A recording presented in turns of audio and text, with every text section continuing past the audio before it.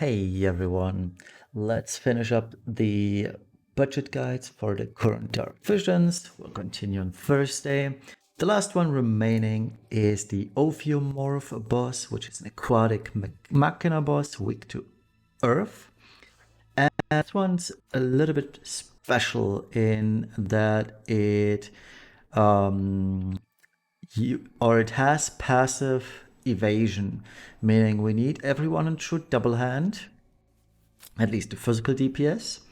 And yeah, it also attacks with, or counters with a boost to defense and attack. But that's fine, we're gonna handle it all with Lunef. So let's check out the gear.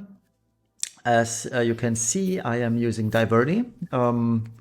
Haven't really used him that much. He comes in handy for this one, but rest assured you don't need Diverty at all. It's even better to use a unit such as Roka, for example, who can amplify the damage really well.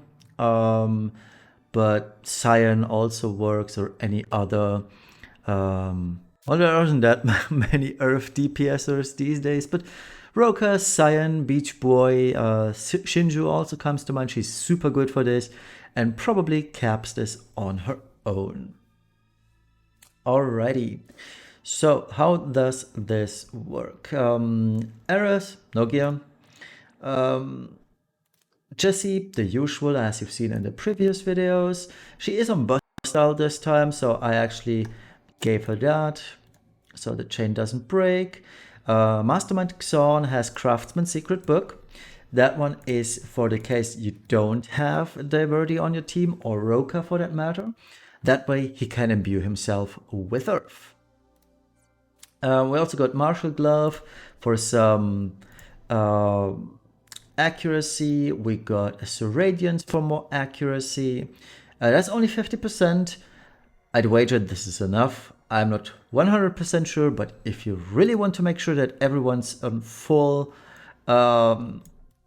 accuracy, you can equip them with, say, I don't know, I don't want to use tough now, but you can give them 100% and you'll be absolutely fine. But 50% should be fine. From what I understand, 50% is enough.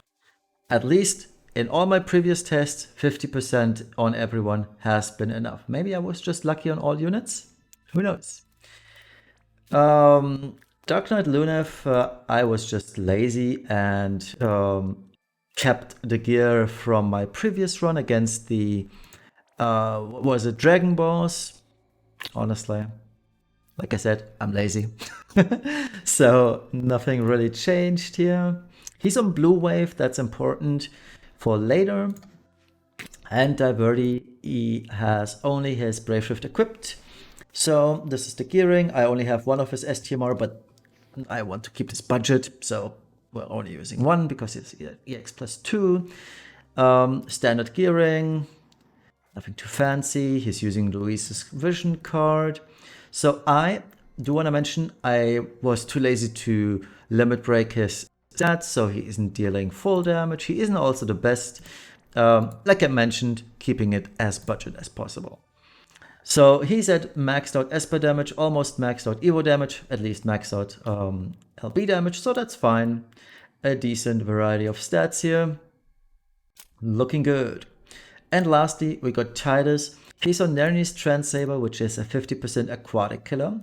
It's a two-handed weapon, 50% accuracy, which is nice. The variance isn't all that great, but whatever. Rest of the stuff, rather the usual. We got Valued Memories, Aquatic Killer, yada yada yada. And Celeste's card for some more LB damage. So he isn't quite capped on LB. Again, if you have premium cards, you can equip a premium card on him and he'll be a lot better. We're not doing that, so it's fine. Or, you know, as always, the asterisk, if you have Yuna's necklace, use Yuna's necklace, especially because it also gives him a whopping 500 static attack. But again, I want to keep this as budget as possible, which also means this boss in particular will have you roll for variance a few times, because I did 5 test runs. Out of 3, on 3 test runs, I did not damage cap. So this actually is a little bit variance runnery. Now again, if you have Cyan on his own, Doma Samurai, Cyan that is, he caps this on his own, it's fine. But if you're not having him, and if you want to go for a more budget build, well, you gotta roll for variance. But we'll check this out right now in an attempt to cap this, and should this not cap, I will leave my original score in that I'm going to get here now, and show you the capping score then. Just to show you again that this is all variants. So let's have Aerith Brave Shift. Dark Knight Lunef is going to Dark Rebirth for the 100% Dark Resistance buff, because the boss, just like Amphisionis, whatever the previous boss, this one also does an all dark damage attack. Diverty doesn't have much to do here, so you can just use Fired Up. Fired Up is his stat boost, which we don't need, but it's also a 15% amp for himself, and what's important here, it adds Earth Element to himself. So we'll do that. We'll have Jesse, triple fill LB gauge for the team. We need Lunef's LB next turn, which we are guaranteed right now next turn due to his auto LB buffing. Xorn is just going to copy the element off of Diverty, and this is going to guard. Alright, the boss sometimes actually does absolutely nothing on turn 1, which I find kind of weird, but here we are. So we're gonna use Lunef's Limit Burst. Not Tidus, but Diverty is going to Brave Shift, sorry. He's going to Earth Roar, which is a 130 Earth Imperil. He's gonna refresh Fired Up. And he's going to Fired Up Evocation to boost his LB damage by 250 and fill his LB gauge. Ares is going to use Wish to save the planet. Avalanche Jesse is going to Limit Burst for 87% breaks. Mastermind Xorn is going to Critical Mirror on Lunef, because Lunef's base form LB increases Aquatic Kill 200%. So that's what's important here. He will also just go for Elemental Mirror on Lunef and Projectis. Starplayer Tidus can just guard. Alright, so here's the Wave Devastator. All good. So the boss has no buffs. Easy peasy, right? So we can just limit with Tidus, we can limit with Diverty. We're Brave Shifting on Lunef. And we'll use Blue Wave. Mastermind Xorn is going to AR and triple SR. Avalanche's Jesse is going to AR, triple SR. And Eros is going to quad Flame Fang. You want to start the left hand side, you want to start Diverty before you start Star Player Tidus. So Star Player Tidus has the 25% Earth Amp field active when he does his LB. So we're gonna start off with those 3.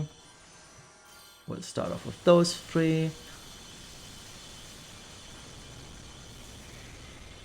Alright, let's see how the variants treated us. The chain broke, but it broke at the end and was just the left hand side. So let's see how much damage we dealt. Yeah, that fell short. It's fine. I'm gonna show the damage regardless. Tidus actually hit that chain, so that wasn't it. The reason why this didn't work. Yeah, on the previous run I had Tidus at 1.8 billion. It's... I don't know, I just hate variance rolling. But it is what it is, and I'll edit in the capping one in a bit. So, see you in a second. Alright, let's give this another go and see how this fares. So, send.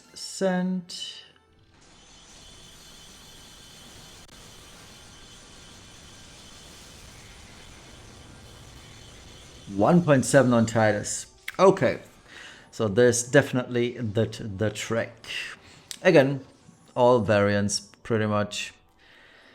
Yeah, 2.3 billion. Ooh, that was a huge overkill. But yeah, it's a variance rolling Fiesta if you're going for budget gear this time around on this one boss. Rest assured, if you have better gear, especially if you can equip Yuna's necklace, you'll be super safe. Like, it's not going to be a competition. So yeah, that was quite a good overkill. It's all good. Perfect, all score. We did this. So all bosses, on perfect score. I hope this one helped you out, and we'll see each other later. Oh, well, not later, but on Thursday at the very latest. Bye bye.